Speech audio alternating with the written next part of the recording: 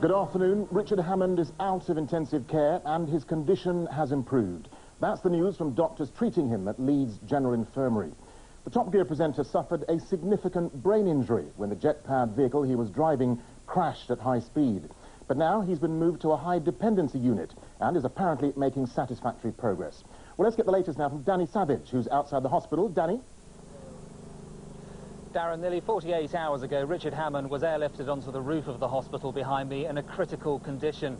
Yesterday, he was described as being stable, but in their latest update this morning, doctors are saying that his condition is continuing to improve.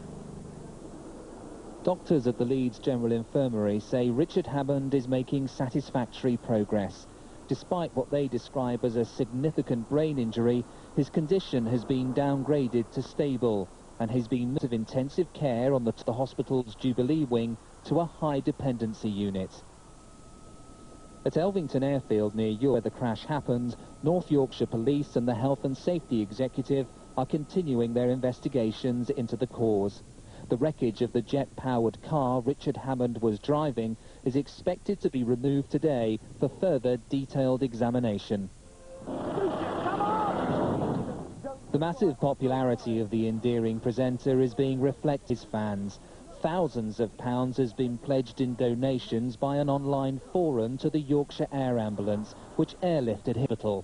Rick's so enthusiastic for his work and cares so much about other people around him. He's a family man. He's well known and loved in all sorts of walks of life. You know, he's worked with kids, his Brainiacs programme on TV, as well as Top Gear, of course. But the prognosis for Richard Hammond is now looking increasingly hopeful. And that's what's really stood out over the last 48 hours. People are wanting to know just how Richard Hammond is doing. And just to reflect that, in the last few moments, 2 sports guards have turned up with a big card to be delivered here at the hospital. Just one of many well-wishers which are pouring in. Darren. Danny, thank you. The Top Gear presenter Richard Hammond has been transferred from the hospital in Leeds, where he's been receiving treatment, to one closer to home. Doctors are confident the 36-year-old who survived a high-speed crash in a jet-powered car will be back to his old self within 6 months. Mark Simpson has the story. Sitting up and sharing a joke, the old Richard Hammond is back. Taking him to a different hospital was the same helicopter crew which picked him up after last week's high-speed crash.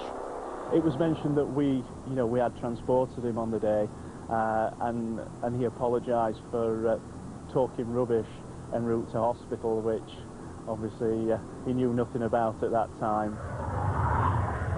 This is the car he'd been driving, a jet-powered dragster.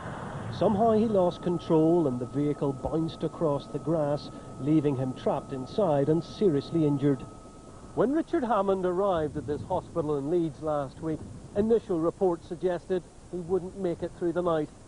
But not only has he survived, the rate of his recovery has amazed those treating him. I'm very pleased with his progress. There comes a period where he has to get over the injury. He has to rest and allow his brain to recover. And that takes time. But I'm sure that once that period is over, he'll be back to his old self. I'm going to do that again. It is difficult to imagine Richard Hammond taking things easy for the next 6 months, but that's what he's been ordered to do before even thinking about any more stunts. I'm being hit by lightning.